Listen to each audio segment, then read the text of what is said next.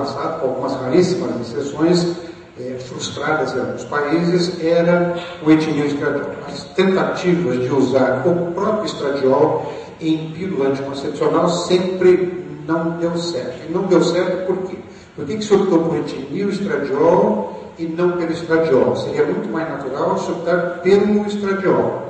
Ocorre que o etilil estradiol, vocês vão ver daqui a pouco, ele é ingerido como etilil estradiol, ele passa no fígado, continua como etilil estradiol, vai para o endométrio como etilil estradiol, quer dizer, não há a fragmentação, a separação do etilil estradiol do estradiol. É uma molécula que não é natural, é uma molécula sintética, o etilil estradiol não existe na natureza, é uma molécula que só se obtém sob síntese, e o organismo não consegue desfazer a ligação do etilil, desse radical etilil, né, na molécula do estradiol. Você tem a molécula do estradiol, grupo radical etilil, aquele carboninho que é o carbono 17, daqui a pouco eu vou mostrar para vocês, e isso é indissociável. O etilil estradiol é ingerido como etilil estradiol e continua no organismo enquanto presente, atuando como etilil estradiol. Não que o estradiol fosse incompetente para fazer bloqueio antigonadotrófico.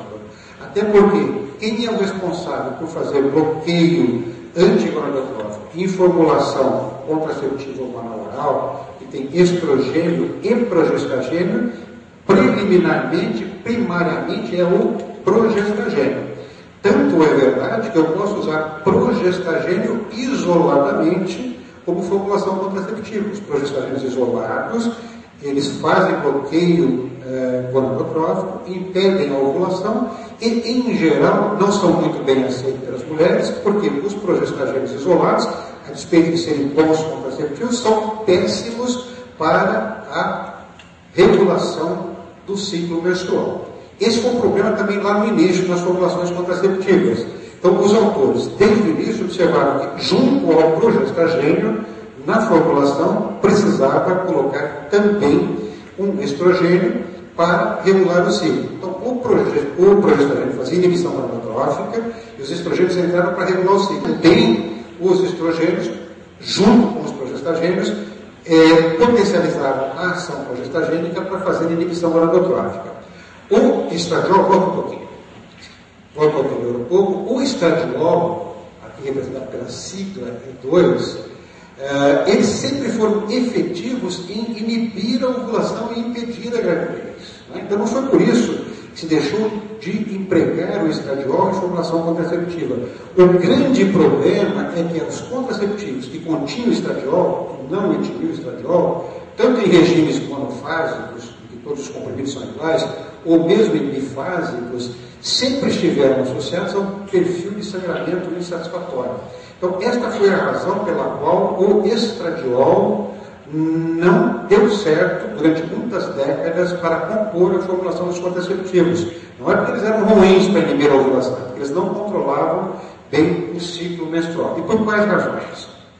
Seguinte, então eu lembraria o seguinte: E2 é o estradiol, E1 é a estrona. O estradiol, todos vocês sabem, que é o principal estrogênio produzido pelo ovário, é o estrogênio natural mais forte que existe, aquele que tem maior afinidade com o receptor e, portanto, ele tem uma capacidade potente de proliferar no endométrio. Se eu pego uma mulher na menopausa, um endométrio atrófico, e eu dou estradiol, todos nós ginecologistas aqui sabemos que esse estradiol vai proliferar esse endométrio. E se eu usar indefinidamente esse estradiol em mulheres que têm útero intacto, eu vou, inclusive, conviver com o risco de vir a fazer hiperplasia ou mesmo câncer de endométrio. Então, estradiol é potente para proliferar o endométrio, diferente da estrona. A estrona também é um estrogênio natural, mas ela é mais fraca do ponto de vista de proliferação endometrial. Então, se eu tiver a transformação do estradiol para estrona, tem uma enzima existente no endométrio, que é 17-beta-estradiol desidrogenase, se houver essa conversão de estradiol para estrona, eu vou perder a potência de proliferação endometrial, porque eu vou transformar esse estrogênio forte no estrogênio mais fraco.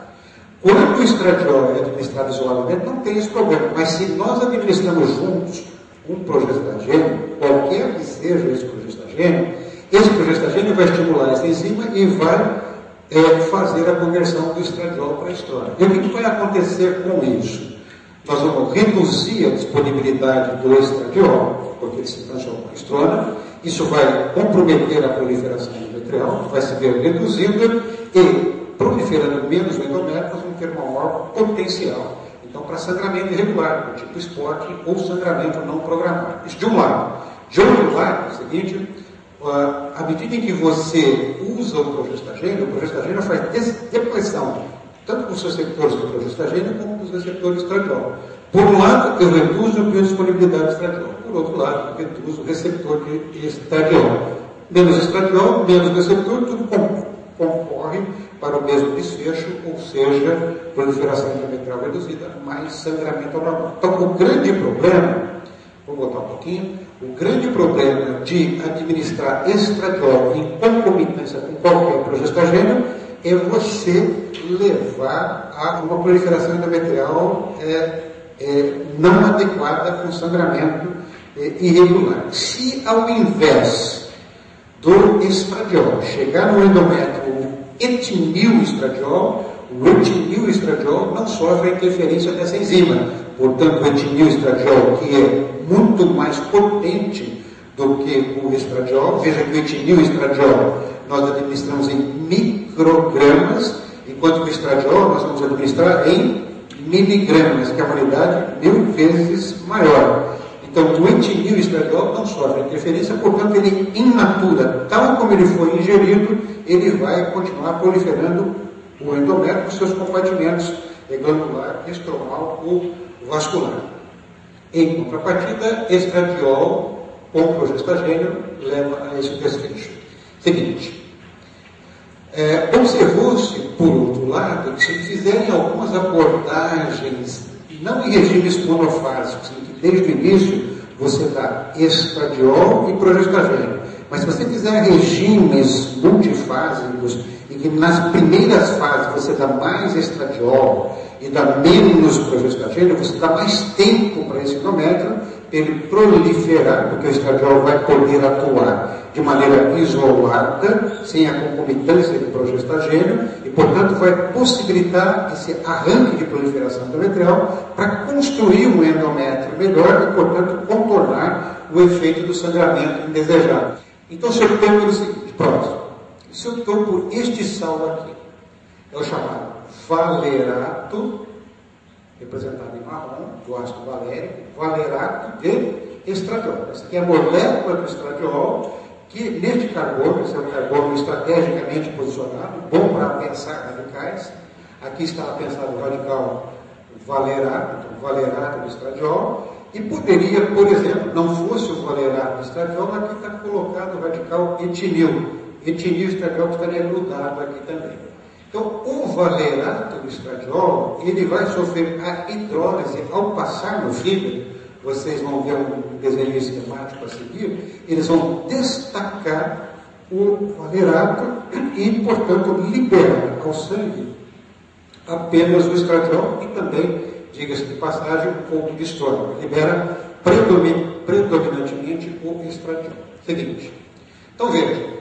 Se eu colocar o etinil-estradiol, volta anterior. Se eu colocar o etinil-estradiol aqui, tá? Molécula de carbono, tripla ligação aqui, outra molécula de carbono, né?